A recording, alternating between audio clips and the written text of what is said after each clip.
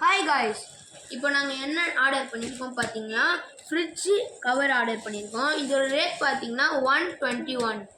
இப்போ இதை அன்பாக்ஸ் பண்ணி பார்த்துடலாம்.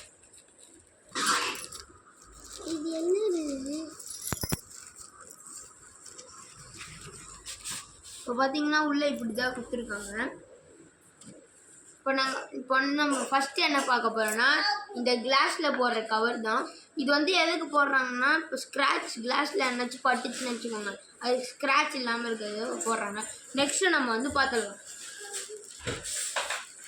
நெக்ஸ்ட்டு என்ன கொடுத்துருக்காங்கன்னு பார்த்தீங்கன்னா, நம்ம ஃப்ரிட்ஜில் போடுற கவரு, ஃப்ரிட்ஜு மேலே போடுறது, இதில் நிறைய பேக்கேஜ்லாம் கொடுத்துருக்காங்க அதில் போடுறதுக்கு.